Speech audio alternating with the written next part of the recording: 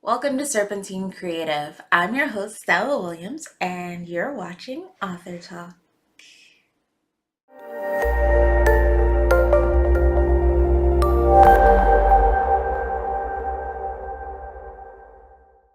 Welcome back to Author Talk. I am going to be doing less of an informative video, more just a my experiences video, and this one is going to be my experience with using Createspace / KDP and IngramSpark to do print versions of my novels. So like most self-published authors, I went right away to Amazon when it came to the creation of my ebook. Back then, it was super easy. They did a lot of things for you. It didn't cost anything. I used their provided ISBNs, so I wasn't even paying for that. I pretty much, my original cover was done by a friend of mine, so it was just I guess you would call it like a vanity project for me a little bit because I was super excited just to have my first book out. So, Xander's Claim, this is my first novella, and this was done back when it was still Createspace, and it's just a proof copy, so it says proof in the back. And otherwise, it's good quality. The paper, there's nothing wrong with this. I still sell these quite frequently. But with the last book in this series, I switched over to KDP, and with KDP, obviously the proof copy says not for resale across the front, but there's no real difference as far as quality and paper because it's still the same exact company.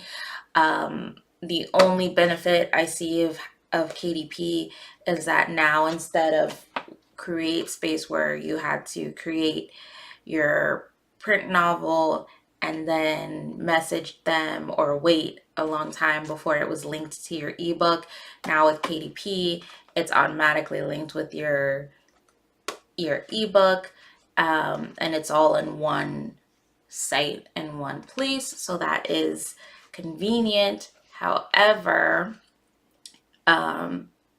things I did not like about the switch to KDP, just to have copies of my book on hand, the processing time took so much longer. The cost of printing them is a little higher, but that's probably due to like inflation over the years from my first book to this one.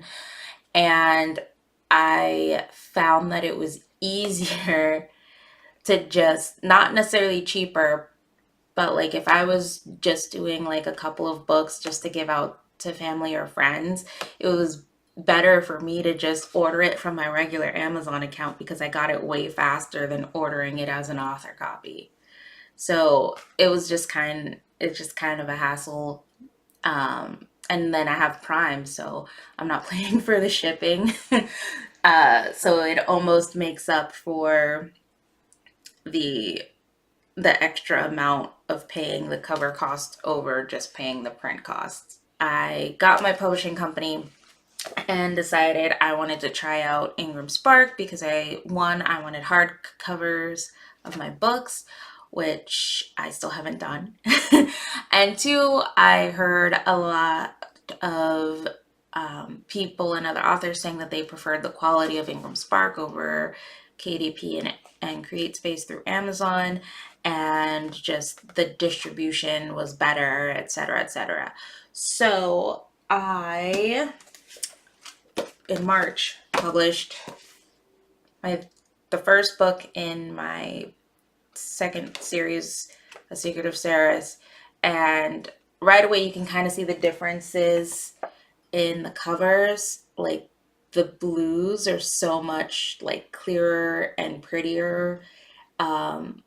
Granted, these are two different cover artists, so it might be a little bit of a difference just in like the graphic design and the colors used, but well, let me show you a cover without the thing. So like the cover, like I like the blues better, and it's a much clearer picture than the KDP. Like there's like it's darker and you don't see as much of the detail. And they're very similar colorways. So I personally like the KDP blue better, like the print quality for the covers. As far as on the inside, on IngramSpark, I don't know if you can really tell, but like the the pages, I'm sure plenty of people have done this before, but like the pages, these are both supposed to be cream, but like I feel like the pages on the IngramSpark are more like the traditional book pages that I would get in a store versus this one feels a little bit more like computer-y paper. So there's little quality differences that I can already automatically tell with IngramSpark versus Createspace. The only difference is this is so much more complicated to get done than this one was. So KDP also now has their Kindle Create, that program that will format your book for you for print and for ebook. And that is a very simple process and it's already ready to go and they convert it all for you and it's very little hassle. For IngramSpark, you have a template for the cover that you have to do. You have